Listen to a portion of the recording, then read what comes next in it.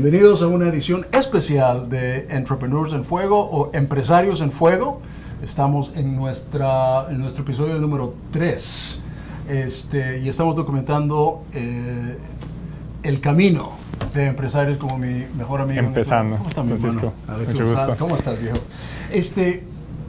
Tu compañía se llama Alegro Solutions. Alegro Solutions. And you have an amazing company because I know that I've been frustrated whenever I buy one thing from Best Buy, I buy the TV from this other person over here, and then my cousin who has a truck and found a VCR or something like that fell off of another truck, and the next thing I know I'm trying to plug in all these things together.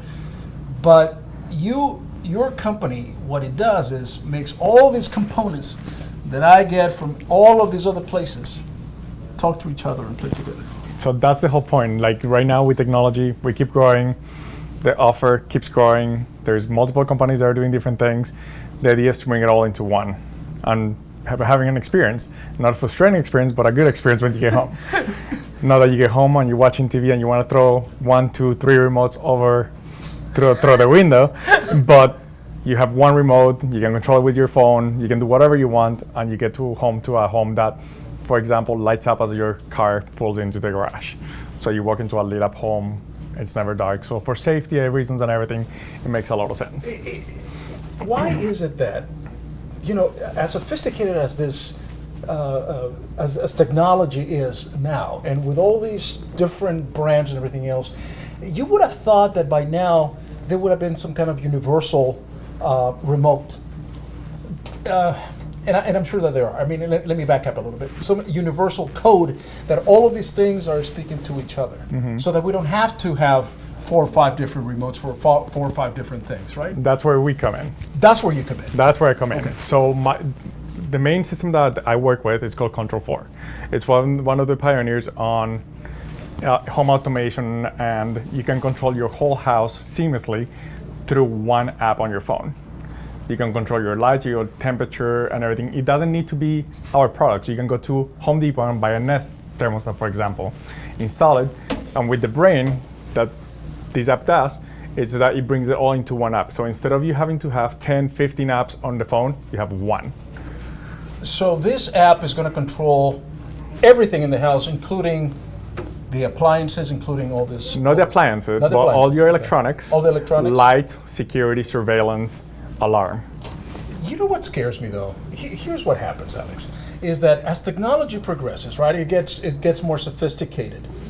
You hear, the last thing that I want is a Russian hacker coming into my house electronically and start playing with my electronics. And it can happen. Actually. And I said Russian hacker for a very specific reason. So these platforms are cloud-based, and you own it in your house. No one has access to that to be able to come into your house. Your router has safety features that you secure it, and no one can come into your house and just hack your house that easy. And then when you're connecting through the cloud, you're not actually connecting to your house, you're connecting to the cloud that the company provides for you. Okay. So they're trying to keep you safe too. Okay, I get all that. Do you see, and let's talk about security for a second. Do you see though, I mean, more the trend, if you will, for controlling appliances, controlling everything about your house? Do you see that trend? It's moving fast, and moving very fast. Moving very, very fast. Next year, we're talking that we're going to be able to control half of our houses through voice commands. So you're going to get home, you're going to be like, okay, turn on my TV, and it'll turn on for you, it'll change the channels, all through voice. So you don't even need to sit down with a remote anymore.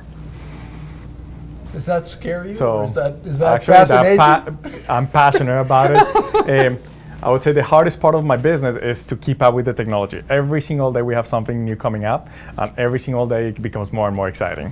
Y sabes lo que ocurre. Hablemos un poco acerca de tu transición, vamos a decir, ¿no? De cuando viniste de Colombia, tú eres de Colombia. Correcto. Cuando viniste de Colombia aquí a los Estados Unidos, ¿pensaste alguna vez que ibas a hacer este tipo de trabajo? Nunca. Never. Nunca. Yo llegué a Estados Unidos en 2001. Yep. Estudié en Colorado State University Equine Sciences.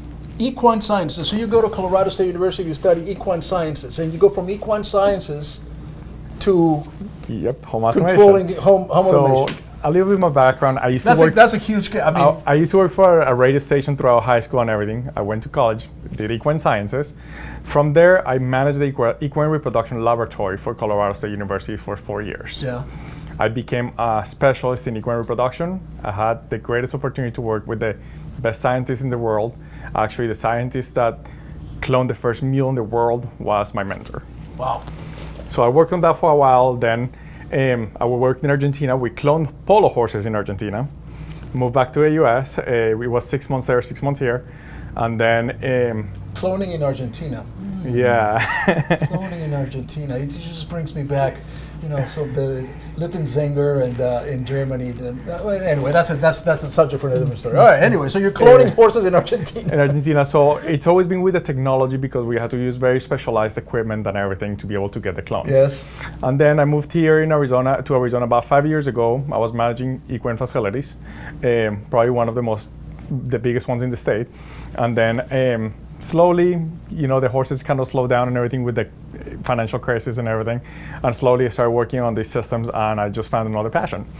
So horses are still my passion, are my hobby. I love riding them. I got to a point I was showing halfway around the world, jumping horses. But I needed something to be my hobby and something to be what I'm passionate about and I Right. work with. So that's when I came into Control 4 and I'm very, very passionate about it. How did you find this particular business? Because that always fascinates me. I mean, here you are. I mean, you study it for what seemingly is, as you're saying, is your passion, right? The horses, and you worked with some incredible people that did the cloning and the scientific. And that's it, right? I mean, I would see you dying on top of a horse, when you are, 95 years old. Agreed. But here you are doing automation. What prompts that jump? So the whole idea is that, for example, when you're home, what are you worried about when you have a pet? What's my pet doing? What if we could tell you that your pet is sitting outside, how many times he's drank water, how many gallons, everything. Right. So that's where home automation, everything kind of come together. There is a couple of barns here, and I used to work at one of them that had a huge automation system that never worked. It was super frustrating and everything. So I ended up learning the system and making it work, and we never had any more issues.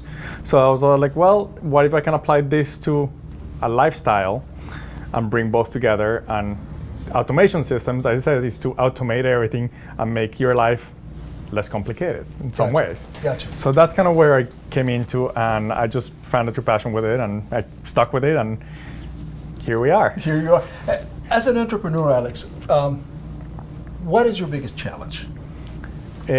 Keeping up with technology.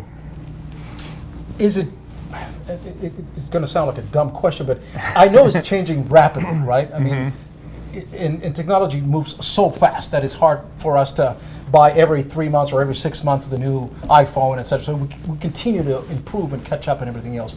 But is technology moving that fast that it's hard for you? You are in the business. I'm in the business to continue to. So the biggest challenge I have is that I've worked for multiple companies that have done this, and I see a lack of training. If you don't have the training, you can't service things correctly. You do a choppy job, you don't do a good job. With the correct training, you just increase the performance of your job. That's where I've been based for the past 2 years, training. But every single day I get home and there is articles, there is knowledge-based databases and everything that you have to go and start reading about it. Even if there is nothing new, you still want to keep reading about it and learning about it, because you never know when you're going to run into this. And if it changes every single day, and there is something that one day comes out and the client is asking you the next day and you don't know about it, you got to be kind of instructed towards it. You mentioned that about 50% of households, you said at some point they're going to have automation? I would say about 80 to 90% of households at some point. 80 to 90%? Something, so as simple as your pool turns on and off by itself. You have a timer. That's some kind of automation. Okay. So automation it starts there, but then you can take it wherever you want to. And to control these items, to make sure to manage all these items into one single control or one single system, that's what you do. Yes, that's sir. what you bring about. That's what we do. Mi hermano, Muchas colombiano. gracias. ¿Qué tal les fue en el fútbol? Ganamos ayer. they won in soccer yesterday with big rivals. With that, we're out.